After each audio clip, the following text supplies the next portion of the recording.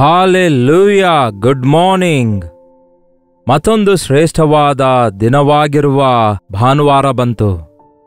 ಇದು ಕರ್ತನ ದಿನವಾಗಿದೆ. ಸಬ್ಬತ್ ದಿನವೆಂದು ಹಳೆ ಒಡಂಬಡಿಕೆಯಲ್ಲಿ ಕರೆಯಲಾಗಿತ್ತು.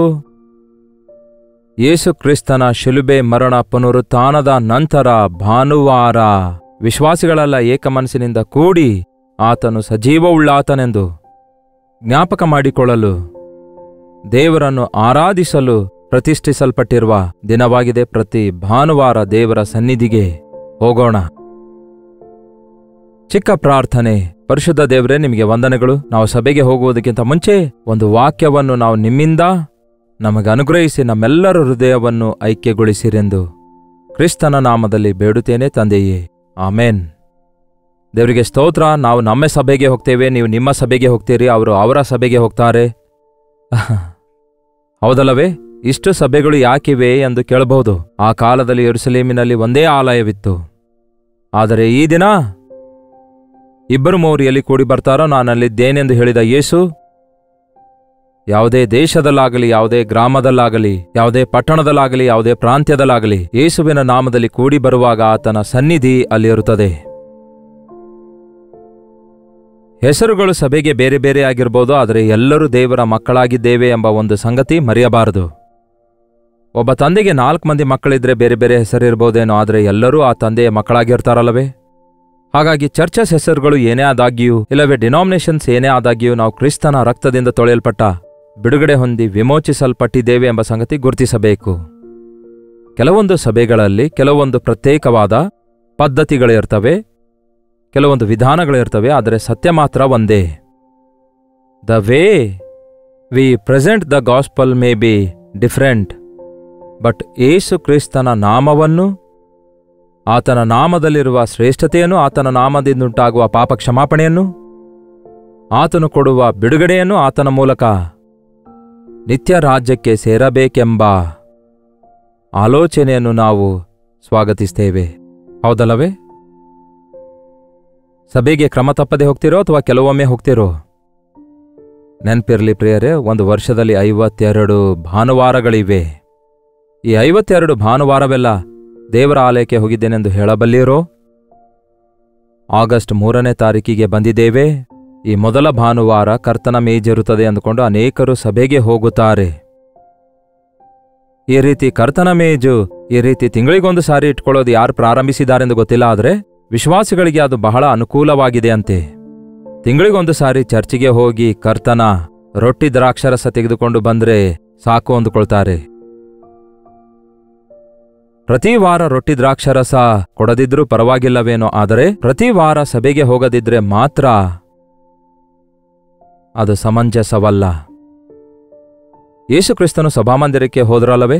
ಯೇಸು ಕ್ರಿಸ್ತನು ಏನ್ ಮಾಡಿದ್ರು ಅಷ್ಟು ನಾವು ಮಾಡಿದ್ರೆ ಸಾಕು, ಎಕ್ಸ್ಟ್ರಾ ಏನ್ ಮಾಡುವ ಅಗತ್ಯವಿಲ್ಲ. ಆತನು ಏನ್ ಮಾಡಿದ್ರು? ಒಬ್ಬಂಟಿಗನಾಗಿ ಹೋಗಿ ಪ್ರಾರ್ಥನೆ ಮಾಡಿದ್ರು. ಆತನು ದೇವರ ಆಲಯಕ್ಕೆ ಹೋಗಿ ವಾಕ್ಯವನ್ನು, ಧರ್ಮಶಾಸ್ತ್ರವನ್ನು ಪಠಿಸುತ್ತಾ ಇದ್ರು, ಪ್ರಾರ್ಥಿಸುತ್ತಾ ಇದ್ರು.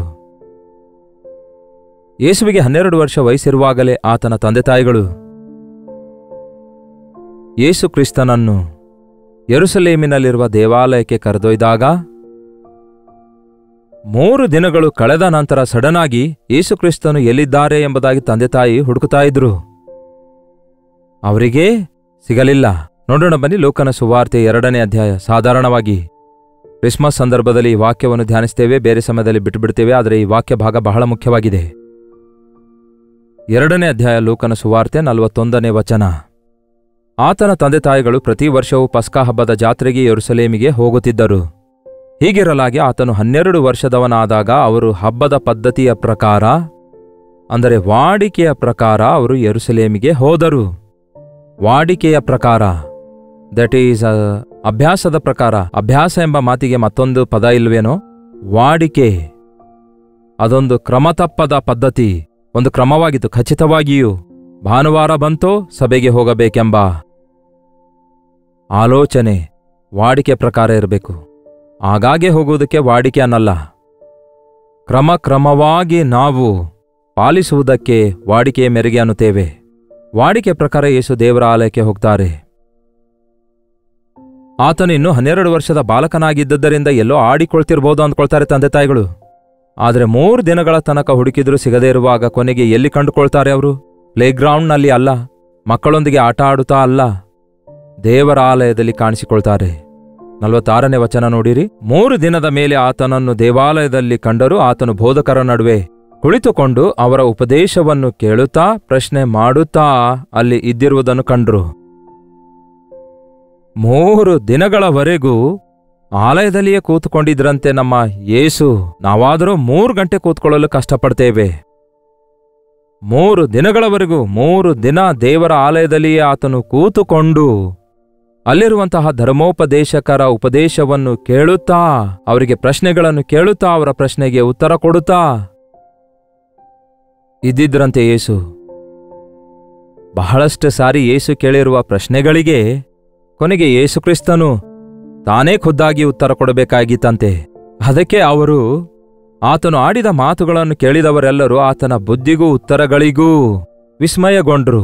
ಏನು ನೀನು ಕೇಳುವ ಪ್ರಶ್ನೆ ಇಷ್ಟೊಂದು ಮೆಚೂರ್ ಆಗಿವೆ? ನಿನ್ನ ಪ್ರಶ್ನೆಗಳು ಆಧ್ಯಾತ್ಮಿಕವಾಗಿ ಉನ್ನತ ಸ್ಥಿತಿಯಲ್ಲಿರುವ ವ್ಯಕ್ತಿಗಳು ಕೇಳುವ ಪ್ರಶ್ನೆ ಹುಡುಗನಾಗಿ ಕೇಳ್ತಾ ಇದೆಯಲ್ಲವೇ? ದೇವರ ಕುರಿತಾಗಿ, ದೇವರ ವಾಕ್ಯದ ಕುರಿತಾಗಿ, ದೇವರ ಕಾರ್ಯಗಳ ಕುರಿತಾಗಿ, ದೇವರ ಪ್ರಣಾಳಿಕೆ ಕುರಿತಾಗಿ. ಸಭೆಗೆ ಹೋಗೋದು ಎದಕ್ಕಾಗಿ ಪ್ರಿಯರೇ? ಸುಮ್ಮನೆ ಸ್ವಲ್ಪ ಹೊತ್ತು ಕೂತ್ಕೊಂಡು ಎದ್ದು ಬರುವುದಕ್ಕಾಗಿಯೂ? ಹೇಳಿರಿ, ದೇವರ ಆಲಯದಲ್ಲಿ ಕೂತ್ಕೊಂಡು ದೇವರ ಪ್ರಣಾಳಿಕೆ ಏನೆಂದು ಅರಿತುಕೊಳ್ಳಬೇಕು, ದೇವರ ಸನ್ನಿಧಿ ಅನುಭವಿಸಬೇಕು, ದೇವರ ಮಾತು ಕೇಳಬೇಕು, ದೇವರ ಚಿತ್ತ ಅರಿತುಕೊಳ್ಳುವುದಕ್ಕಾಗಿ ನಮ್ಮನ್ನು ನಾವು ಸಮರ್ಪಿಸಿಕೊಳ್ಳಬೇಕು. ಆದರೆ ಈ ದಿನಗಳಲ್ಲಿ ಅನೇಕರ ಜೀವಿತದಲ್ಲಿ ಅಂತಹ ಆಶೀರ್ವಾದ ಇಲ್ಲ. ಸಭೆಯಲ್ಲಿ ಸಮಯ ಕಳೆಯುವುದಿಲ್ಲ. ಎಷ್ಟು ಕಡಿಮೆ ಸಮಯ ಕಳೆದ್ರೆ ಅಷ್ಟು ದೊಡ್ಡವರು ಅಂದ್ಕೊಳ್ತಾರೆ. ನಮ್ಮ ಪ್ರಶ್ನೆಗಳಿಗೆಲ್ಲ ಅಲ್ಲಿ ಉತ್ತರ ದೊರಕುತ್ತವೆ ಪ್ರಿಯರೇ. ದೇವರ ಸಭೆಯಲ್ಲಿ ನಮಗಿರುವಂತಹ ಚಿಕ್ಕುಗಳಿಂದ ನಮಗೆ ಬಿಡುಗಡೆ ದೊರಕುವಂಥದ್ದಾಗಿರುತ್ತೆ. ಕೆಲವೊಂದು ಟಫ್ ಮ್ಯಾಟರ್ಸ್ಗಳನ್ನು ಎದುರಿಸುವಾಗ, ಏನ್ ಮಾಡಬೇಕೆಂದು ಗೊತ್ತಿಲ್ಲದ ಪರಿಸ್ಥಿತಿಯಲ್ಲಿರುವಾಗ ಅವುಗಳನ್ನು ಯೇಸುವಿನ ಬಳಿಗೆ ಕೊಂಡೊಯ್ಯುವುದಾದರೆ, ದೇವರ ಆಲಯದಲ್ಲಿ ಅವುಗಳನ್ನು ಮುಂದಿಡೋದಾದರೆ ಆಶೀರ್ವದಿಸಲ್ಪಡ್ತೇವೆ. ಅದಕ್ಕೆ ನಾನು ಎಲ್ಲೇ ಹೋದ್ರು, ಗೆಟ್ ಟುಗೆದರ್ಗೆ ಹೋದ್ರು, ಹಾಗೆ ಕೆಲವೊಂದು ಮೀಟಿಂಗ್ಸ್ಗೆ ಹೋದಾಗ ಅಲ್ಲಿರುವಂತಹ 2-3 ನೀವು ಪ್ರಶ್ನೆ ಕೇಳಿರಿ ಎಂದು ಹೇಳ್ತೇನೆ. ಅವರು ಕೇಳಿರುವ ಪ್ರಶ್ನೆಯ ಮೇರೆಗೆ ಅವರ ಆಧ್ಯಾತ್ಮಿಕ ಸ್ಥಿತಿ ಹೇಗಿದೆ ಎಂದು, ಅಲ್ಲಿರುವ ಪರಿಸ್ಥಿತಿ ಹೇಗಿದೆ ಎಂದು, ಅವರು ಕೇಳಿರುವ ಪ್ರಶ್ನೆಗಳಿಗೆ ಉತ್ತರ ದೇವರ ವಾಕ್ಯದಿಂದ ತೆಗೆದು ಅವರಿಗೆ ಕೊಡುತ್ತಾ ಇರುವಾಗ ಆಶ್ಚರ್ಯಕರವಾಗಿ ಆ ಪ್ರಶ್ನೆಗೆ ಹೇಳುವ ಉತ್ತರ ಅದೇ ಪ್ರಶ್ನೆಯೊಂದಿಗೆ ಕಳವಳಗೊಂಡಂಥವರು ಆನ್ಲೈನ್ನಲ್ಲಿ ವೀಕ್ಷಿಸುವಾಗ ಅನೇಕ ಜನರು, ಸಾವಿರಾರು ಸ್ಥಳಗಳಲ್ಲಿರುವವರಿಗೆ ಉತ್ತರ ದೊರಕುತ್ತಿದೆ. ಸಭೆಯಲ್ಲಿ ನಾವು ದೇವರನ್ನು ಮಹಿಮೆಪಡಿಸುವುದಾದರೆ ಲೋಕದಲ್ಲೆಲ್ಲ ಆತನ ನಾಮಕ್ಕೆ ಘನತೆ ಉಂಟಾಗ್ತದೆ.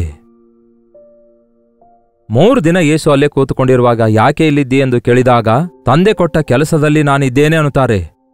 ನೀವು ಸಭೆಗೆ ಹೋದಾಗ ಸಭೆ ಮುಗಿದ ನಂತರ ನೀವು ಸ್ವಲ್ಪ ಹೊತ್ತಾದರೂ ಇರ್ತೀರಾ, ದೇವರ ಸೇವಕರಿಗೆ ಭೇಟಿಯಾಗ್ತೀರಾ, ಜೊತೆ ವಿಶ್ವಾಸಿಗಳಿಗೆ ಭೇಟಿಯಾಗ್ತೀರಾ, ಸಭೆಯಲ್ಲಿ ಒಬ್ಬಂಟಿಗರಾಗಿ ಪ್ರಾರ್ಥನೆ ಮಾಡಿಕೊಳ್ತೀರಾ, ದೇವರ ಪ್ರಣಾಳಿಕೆ ಅರಿತುಕೊಂಡು ದೇವರಿಗಾಗಿ ಸಭೆಗಾಗಿ ಏನಾದರೂ ಮಾಡಬೇಕೆಂಬ ಆಸೆ ಆಗಲಿ ಆಲೋಚನೆಯಾಗಲಿ 2-3 ಪ್ರಾರ್ಥಿಸಿ ಪ್ರೇರೇಪಿಸಲ್ಪಟ್ಟು ದೇವರ ಸಭೆಗೆ ಅನೇಕರನ್ನು ಯಾವ ರೀತಿಯಾಗಿ ಆಕರ್ಷಿತರನ್ನಾಗಿ ಮಾಡಬೇಕು, ದೇವರ ಸನ್ನಿಧಿಯನ್ನು ಸಭೆಯಲ್ಲಿ ಹೇಗೆ ಕಾಪಾಡಬೇಕೆಂಬ ವಿಷಯದಲ್ಲಿ ಸಾಧನೆಗಳೇನಾದರೂ ಮಾಡ್ತಾ ಇದ್ದೀರಾ?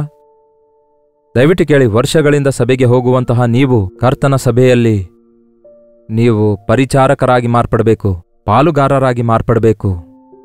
ಆತನ ಸೇವೆಯಲ್ಲಿ ನೀವು ಪಾಲುಗಾರರಾಗಿರಬೇಕು.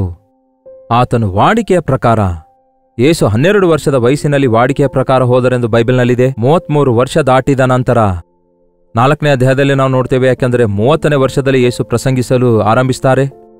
ಆ ನಂತರದ ಭಾಗ ನೋಡುವುದಾದರೆ 33ನೇ ವರ್ಷದಲ್ಲಿ ಮೊಟ್ಟಮೊದಲ ಸಾರಿ ಆತನು ಆಲಯಕ್ಕೆ ಹೋಗ್ತಾನೆ. 4ನೇ ಅಧ್ಯಾಯ 16ನೇ ವಚನ ನೋಡಿ. ಇಲ್ಲಿ ವಾಕ್ಯ ಏನು ಹೇಳುತ್ತೆ ನೋಡಿ. ಲೂಕನ ಸುವಾರ್ತೆ 4ನೇ ಅಧ್ಯಾಯ, ಗಮನ ಕೊಟ್ಟು ಕೇಳಿ. ಲೂಕನ ಸುವಾರ್ತೆ 4:16. ಹೀಗಿರಲಾಗಿ ಆತನು ತಾನು ಬೆಳೆದ ನಜರೇತಿಗೆ ಬಂದು ತನ್ನ ವಾಡಿಕೆಯ ಪ್ರಕಾರ ಸಬ್ಬತ್ ದಿನದಲ್ಲಿ ಸಭಾಮಂದಿರಕ್ಕೆ ಹೋಗಿ ಓದುವುದಕ್ಕಾಗಿ ಎದ್ದು ನಿಂತನು. ವಾಡಿಕೆಯ ಪ್ರಕಾರ ಅಂದರೆ ಯೇಸುವಿಗೆ 30 ವರ್ಷ ವಯಸ್ಸು ಬರುವವರೆಗೂ ಕಂಟಿನ್ಯೂಸ್ ಆಗಿ ಆತನು ಆಲಯಕ್ಕೆ ಹೋದನು.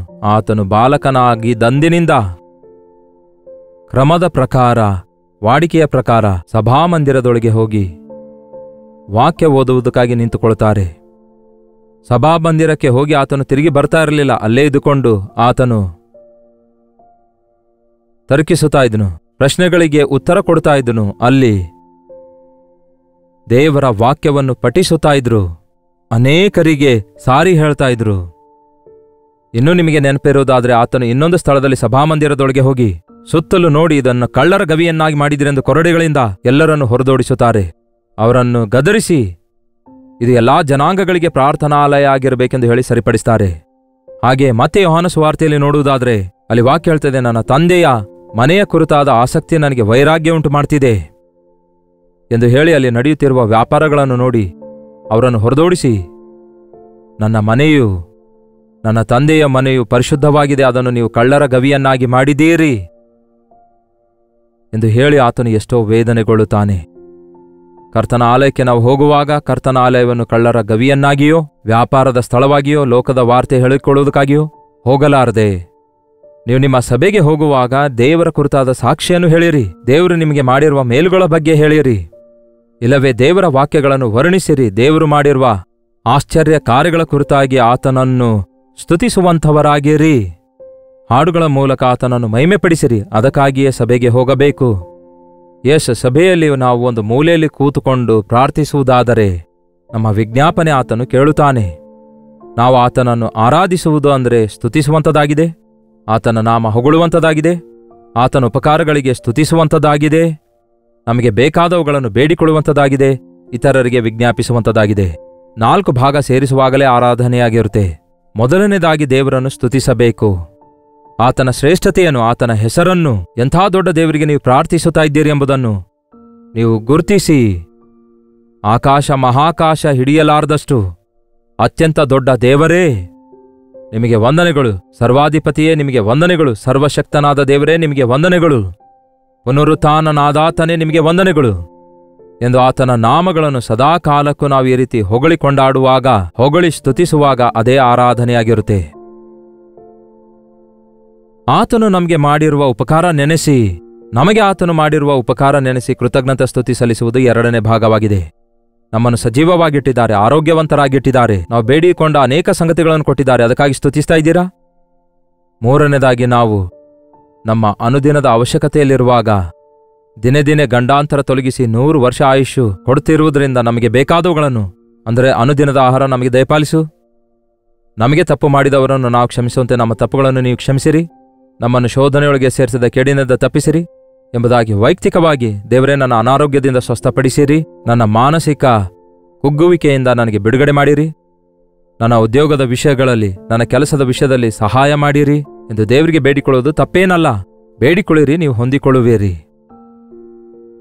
ಆರಾಧನೆಯಲ್ಲಿ ಬೇಡಿಕೊಳ್ಳುವುದು ಕೂಡ ಒಂದು ಭಾಗ. ಕೊನೆಯದಾಗಿ ನಿಮಗೋಸ್ಕರ ನೀವೇ ಪ್ರಾರ್ಥಿಸುವುದಲ್ಲದೆ ಇತರರಿಗಾಗಿ ವಿಜ್ಞಾಪನೆ ಮಾಡಬೇಕು. ಪ್ರತಿ ಸಾರಿ ಸಭೆಗೆ ಹೋಗುವಾಗ ನಾವು ಎಲ್ಲರಿಗೋಸ್ಕರ ಪ್ರಾರ್ಥಿಸಬೇಕು. ರಾಜರುಗಳಿಗಾಗಿ, ಅಧಿಕಾರಿಗಳಿಗಾಗಿ, ಈ ಲೋಕದಲ್ಲಿ ನಶಿಸಿ ಹೋಗುತ್ತಿರುವ ಎಲ್ಲಾ ಪ್ರಜೆಗಳಿಗೋಸ್ಕರ ದೇವರ ಸನ್ನಿಧಿಯಲ್ಲಿ ವಿಜ್ಞಾಪನೆ ಮಾಡಬೇಕೆಂದು ದೇವರ ವಾಕ್ಯ ತಿಳಿಯಪಡಿಸುತ್ತೆ.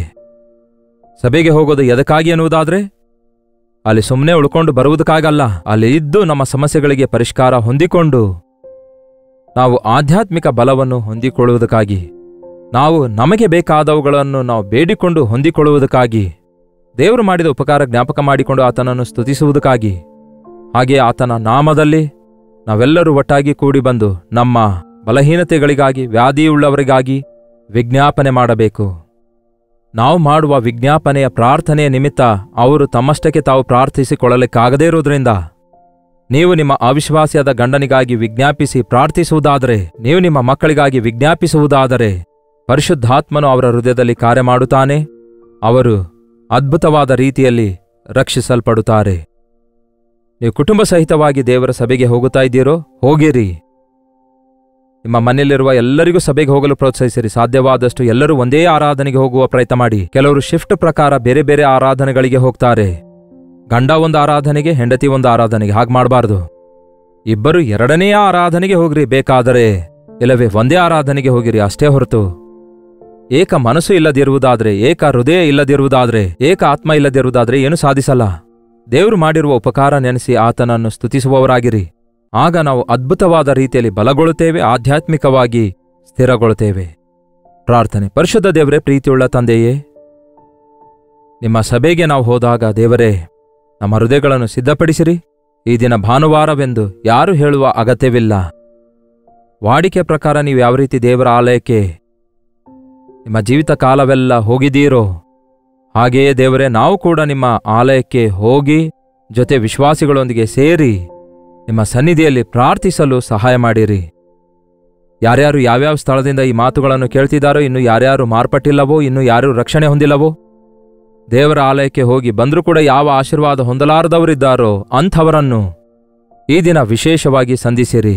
ರೊಟ್ಟಿ ದ್ರಾಕ್ಷರಸ ತೆಗೆದುಕೊಳ್ಳಲು ಹೋಗುವಾಗ ಅವರ ಮನಸಾಕ್ಷಿಯ ಪ್ರಕಾರ ಎಚ್ಚರಿಸಲ್ಪಟ್ಟು ತಮ್ಮ ತಪ್ಪು ಒಪ್ಪಿಕೊಂಡು ಸರಿಪಡಿಸಿಕೊಂಡು ನಿಮ್ಮೊಂದಿಗೆ ಸರಿಯಾದ ಸಂಬಂಧದಲ್ಲಿ ಜೀವಿಸಲು ಸಹಾಯ ಮಾಡಿರೆಂದು ಕ್ರಿಸ್ತನ ನಾಮದಲ್ಲಿ ಬೇಡುತ್ತೇನೆ ತಂದೆಯೇ, ಆಮೇನ್.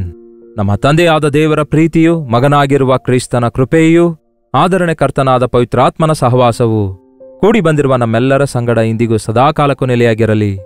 ಆಮೇನ್. ದೇವರಿಗೆ ಸ್ತೋತ್ರ. ನಿಮ್ಮ ಪ್ರಾರ್ಥನಾ ಮನವಿಗಳನ್ನು 8939731313 ನಂಬರ್ಗೆ ನೀವು ಇತರ ದೇಶದಿಂದ ವೀಕ್ಷಿಸುವುದಾದರೆ ಕೊಡಲ್ಪಟ್ಟ ಇದೇ ನಂಬರ್ಗೆ ಒಂದು ಟೆಕ್ಸ್ಟ್ ಇಲ್ಲವೇ ವಾಯ್ಸ್ ಮೆಸೇಜ್ ಮುಖಾಂತರ ವಾಟ್ಸಪ್ ಕಳಿಸಿಕೊಡಿರಿ. ನಿಮಗಾಗಿ ನಾವು ಪ್ರಾರ್ಥಿಸ್ತಿದ್ದೇವೆ. ನೀವು ಕೂಡ ಪ್ರಾರ್ಥಿಸಿರಿ, ದೇವರು ತಪ್ಪದೇ ಉತ್ತರಿಸುತ್ತಾರೆ. ಈ ಭಾನುವಾರ ಮೊದಲ ಭಾನುವಾರವಲ್ಲವೋ ಕರ್ತನ ಮೇಜಿರುವುದಾದರೆ ನಿಮ್ಮ ಚರ್ಚ್ನಲ್ಲಿ ನೀವು ಕೂಡ ಇದರಲ್ಲಿ ಪಾಲ್ಗೊಳ್ಳುವವರಾಗಿರಿ. ಚೆನ್ನಾಗಿ ನಿಮ್ಮನ್ನು ನೀವು ಪರಿಶೀಲಿಸಿಕೊಂಡು ಮೇಜಿನಲ್ಲಿ ಪಾಲ್ಗೊಳ್ಳಿರಿ. ಸಭೆಯಾಗಿ ಸೇರಿ ದೇವರ ಸನ್ನಿಧಿಯಲ್ಲಿ ಆನಂದಿಸಿ ದೇವರನ್ನು ಸ್ತುತಿಸುವವರಾಗಿರಿ. ಮೇಲಿಂದ ಮೇಲೆ ನಿಮ್ಮ ಪ್ರಾರ್ಥನಾ ಮನವಿಗಳನ್ನು ತಿಳಿಯಪಡಿಸುವುದರ ಜೊತೆಗೆ ನಿಮ್ಮ ಪ್ರೈಸ್ ರಿಪೋರ್ಟ್ಸ್ಗಳನ್ನು ಕೂಡ ತಿಳಿಯಪಡಿಸಿರಿ. ಕರ್ತನನ್ನು ಸ್ತುತಿಸಲು ಸಹಾಯಕವಾಗಿರುತ್ತೆ. ಕರ್ತನ ಚಿತ್ತವಿರುವುದಾದರೆ ಕರ್ತನ ಆಲಯದಲ್ಲಿ ನಡೆಯುವಂತಹ ಆರಾಧನೆಗಳಲ್ಲಿ ತಪ್ಪದೆ ಭಾಗವಹಿಸಿರಿ. ಮಾತ್ರವಲ್ಲ, ಪ್ರತಿದಿನ ಬೆಳಗ್ಗೆ ಈ ರೀತಿ ಅನುದಿನದ ಧ್ಯಾನ ಎಂಬ ಕಾರ್ಯಕ್ರಮ ನಿಮಗಾಗಿ ಪ್ರಸಾರ ಮಾಡುವಾಗ ಇದನ್ನು ವೀಕ್ಷಿಸಿ ದೇವರ ವಾಕ್ಯವನ್ನು ಸಮೃದ್ಧಿಯಾಗಿ ಕೇಳಿ ದಿವ್ಯದಾನದೊಂದಿಗೆ ಆಶೀರ್ವದಿಸಲ್ಪಡಿರಿ. ಅಲ್ಲಿಯವರೆಗೂ ದೇವರ ಕೃಪೆ ನಿಮ್ಮೆಲ್ಲರೊಂದಿಗಿರಲಿ.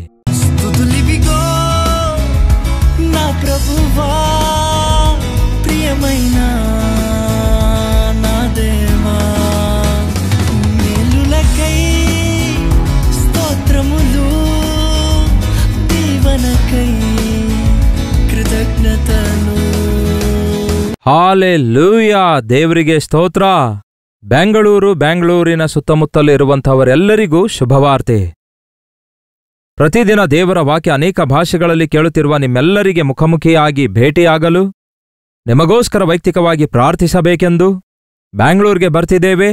ಆಗಸ್ಟ್ 27ನೇ ತಾರೀಕಿನಂದು ಮಧ್ಯಾಹ್ನ 2 ಗಂಟೆಯಿಂದ 5 ಗಂಟೆವರೆಗೂ, ರಾತ್ರಿ 6 ಗಂಟೆಯಿಂದ 10 ಗಂಟೆವರೆಗೂ ನಡೆಯುವ ಈ 2 ಸೆಷನ್ನಲ್ಲಿಯೂ ಪಾಲ್ಗೊಳ್ಳುವುದಕ್ಕಾಗಿ ಸಿದ್ಧರಾಗಿ ಬನ್ನಿ. ನಿಮ್ಮನ್ನು ಮುಖಾಮುಖಿಯಾಗಿ ನೋಡಿ ವೈಯಕ್ತಿಕವಾಗಿ ನಿಮಗೋಸ್ಕರ ಪ್ರಾರ್ಥಿಸಬೇಕೆಂದು ದೇವರ ವಾಕ್ಯವನ್ನು ನಾವೆಲ್ಲರೂ ಧ್ಯಾನಿಸಿ ದೇವರ ಸನ್ನಿಧಿಯಲ್ಲಿ ಆನಂದಿಸಬೇಕೆಂದು ಈ 1 ಡೇ ಗೆಟ್ ಟುಗ್ಯಾದರ್ ಅನ್ನು ಏರ್ಪಡಿಸಿದ್ದೇವೆ. ಬನ್ನಿರಿ, ಕುಟುಂಬವಾಗಿ ಕೂಡಿ ಬನ್ನಿರಿ. ದೇವರ ಸನ್ನಿಧಿಯಲ್ಲಿ ನಾವೆಲ್ಲರೂ ಸೇರಿ ದೇವರ ವಾಕ್ಯ ಧ್ಯಾನಿಸೋಣ, ಆತನನ್ನು ಆರಾಧಿಸೋಣ. ಮತ್ತಷ್ಟು ಮುಖ್ಯವಾಗಿ ನಿಮ್ಮ ಸಾಕ್ಷಿ ಕೇಳುವುದಕ್ಕಾಗಿ, ನಿಮಗಾಗಿ ಪ್ರಾರ್ಥಿಸುವುದಕ್ಕಾಗಿ ನಾನು ಎಷ್ಟೋ ಆಸೆಯುಳ್ಳವನಾಗಿದ್ದೇನೆ. ಸೋಷಿಯಲ್ ಮೀಡಿಯಾದ ಮೂಲಕ, ಟೆಲಿವಿಷನ್ ಮೂಲಕ ವಾಕ್ಯ ಕೇಳುತ್ತಿರುವ ನಿಮ್ಮನ್ನು ಮುಖಾಮುಖಿಯಾಗಿ ಭೇಟಿಯಾಗಿ ಎಷ್ಟೋ ಬಲಪಡಿಸಬೇಕೆಂಬ ಆಸೆಯಲ್ಲಿದ್ದೇವೆ. ತಪ್ಪದೆ ಬನ್ನಿರಿ. ಬ್ಯಾಂಗ್ಳೂರಿನಲ್ಲಿ ಹಡ್ಸನ್ ಕಮ್ಯುನಿಟಿ ಸೆಂಟರ್ನಲ್ಲಿ CSI ಕಾಂಪೌಂಡ್ನಲ್ಲಿ ಈ 1 ಡೇ ಗೆಟ್ ಟುಗ್ಯಾದರ್ ನಡೆಯುತ್ತದೆ. ಹೆಚ್ಚಿನ ವಿವರ ಬೇಕಾಗುವುದಾದರೆ 8939393939 ನಂಬರ್ಗೆ ನೀವು ಕರೆ ಮಾಡಿ, ಇಲ್ಲವೇ ನೀವು ಕಾಣುತ್ತಿರುವ ನಂಬರ್ಗಳಿಗೆ ನೀವು ವಾಟ್ಸಪ್ ಕಳಿಸಿಕೊಡಿರಿ. ಲಿಂಕ್ ನಿಮಗೆ ಕಳಿಸುತ್ತೇವೆ. ತಪ್ಪದೆ ಬರ್ತೀರಲ್ಲವೇ?